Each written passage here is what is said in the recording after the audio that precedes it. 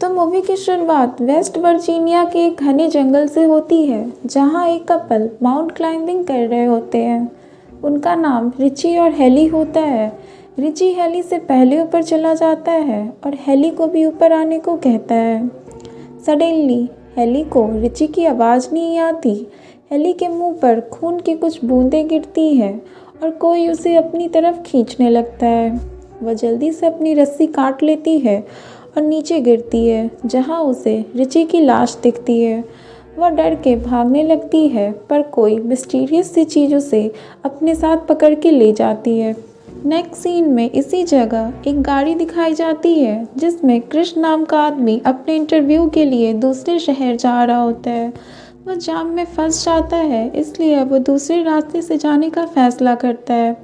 वह अपने इंटरव्यूअर को कॉल करता है, लेकिन पहाड़ी इलाका होने के कारण फ़ोन डिस्कनेक्ट हो जाता है। फ़ोन करने के लिए वह गैस स्टेशन की तलाश में जाता है, जहां उसे कई सारी बंद गाड़ियां दिखती हैं और इसी बीच उसे वह गैस स्टेशन मिल जाता है।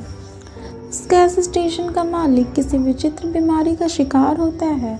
खैर, क्रिश इसे इग्नोर करता है और अपने इंटरव्यूअर को कॉल करता है, पर फ़ोन डेड होता है। अब वह गैस स्टेशन के मालिक से शहर जाने के दूसरे रास्ते के बारे में पूछता है, पर वह कोई जवाब नहीं देता।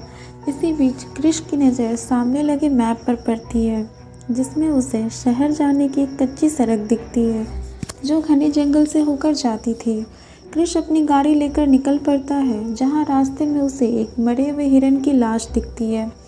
क्रिश यह देख नर्वस हो जाता है और उसकी गाड़ी सड़क पे खड़ी दूसरी गाड़ी से टकरा जाती है और गाड़ी का एक्सीडेंट हो जाता है, जिस कारण वह गाड़ी काफ़ी डैमेज हो जाती है। यह देख उस गाड़ी की ऑनर कुछ यंगस्टर समेत आती है और क्रिश से उसके हाल पूछती है। क्रिश भी उनके डैमेज्ड कार की भरपाई का प्रॉमिस करता है। क्रिश उनसे बीच सड़क पर गाड़ी खड़ी करने का कारण पूछता है, जिस पर उनमें से जैसे बोलती है कि सड़क पर रखी नुकीली कांटियों से उनकी गाड़ी का टायर पंक्चर हो गया है। अब वह सब मिलकर गैस स्टेशन को खोजने निकल पड़ते हैं। Expect Ivan and Francine. वो गाड़ी की रखवाली के लिए वहीं रुक जाते हैं। सडनली इवान को झाड़ियों से कुछ आवाज़ें आती हैं और वह झाड़ियों में जाते जाते ही गायब हो जाता है। यह देख फ्रांसी भी उसे खोजने जंगल में जाती है और उसे वहाँ इवान का कटा हुआ कान मिलता है और हम यहाँ देखते हैं कि कोई वहशी दानव उसे भी उसी नुकीली तार से मार डालता है। अब सीन शिफ्ट होकर एक घर के पास आती है, जहाँ कई सारी गाड़ियाँ लगी होती है। क्रिश और उसके साथी मदद के लिए उस घर के अंदर चले जाते हैं। घर की हालत काफ़ी बिखरी हुई होती है और चारों तरफ गंदगी फैली होती है। उन्हें वहाँ काफ़ी सारी गाड़ियों की चाबियाँ मिलती है और वही नुकीली तारें भी मिलती है, जिससे उनकी गाड़ी खराब हुई थी। क्रिश के फ्रिज खोलने पर उसमें आदमियों के मांस रखे होते हैं, जिसे देख वे लोग डर जाते हैं और वहाँ से भागने लगते हैं। तभी उन्हें बाहर एक सफ़ेद गाड़ी घर की ओर आती दिखती है और वह पीछे के रास्ते से भागने लगते हैं, बट पीछे का रास्ता भी लॉक होता है, जिस कारण वह उसी घर में छिप जाते हैं। अब कोई दरवाज़ा खोलता है और फ्रांसी की बॉडी को ज़मीन पर फेंकता है, जिसे देख क्रिस और जेसी डर जाते हैं। गाइस, यहाँ इन 3 आदमखोरों को पहली बार दिखाया जाता है। ये आदमखोर फ्रांसी की बॉडी को टेबल पे रखते हैं और तेज हथियार से उसकी बॉडी के टुकड़े टुकड़े कर देते हैं। कुछ देर बाद सभी आदमखोर फ्रांसी की बॉडी को खाकर सो जाते हैं। मौका देख क्रिश और उसके साथी वहाँ से भागने लगते हैं, पर उनमें से एक आदमखोर उन्हें देख लेता है।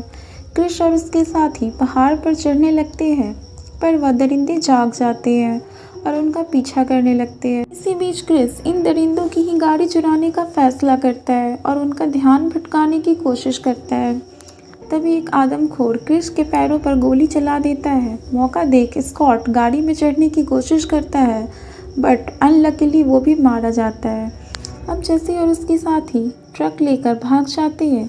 थोड़ी देर जाते ही वो ट्रक कीचड़ में फंस जाती है और वह ट्रक वहीं छोड़ सड़क की तलाश में आगे बढ़ते हैं, जहां उन्हें एक वॉच टावर दिखता है। वे लोग उसमें जाकर छिप जाते हैं। दूसरी तरफ ये 3 वहशी दरिंदे उन्हें खोज रहे होते हैं। यहाँ कार्ली को एक फर्स्ट एड बॉक्स दिखता है जिससे वह क्रिश की मलहम पट्टी करती है।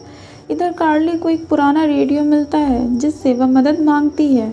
ये तीन आदमखोर खोजते खोजते वॉच टावर के पास पहुंच जाते हैं जिसे क्रिश देख लेता है। इनमें से एक आदमखोर सीढ़ियों से चढ़ने लगता है पर क्रिश वॉच टावर के एंट्रेंस को बंद कर देता है। जैसी रेडियो पर अपना लोकेशन बता रही होती है पर वह आदमखोर रेडियो के तार को काट देते हैं और वॉच टावर में आग लगा देते हैं, जिस कारण क्रिश और उसके साथियों को नीचे पेड़ पर कूदना पड़ता है। और तभी ये आदमखोर उन्हें देख लेते हैं और पेड़ पर चढ़ने लगते हैं। जैसे और क्रिश अपनी जान बचाने के लिए एक पेड़ से दूसरे पेड़ पर जाने लगते हैं, बट इसी बीच एक आदमखोर कार्ली के सर को उसके धड़ से अलग कर देता है। क्रिश और जेसी वहीं छुप जाते हैं। सुबह होते ही क्रिश को एक गाड़ी आती दिखती है जो कि पुलिस की होती है। क्रिश उसके बाद मदद मांगने जाता है पर वह एक हैवान उस पुलिस वाले की आंख पर तीर चला देता है।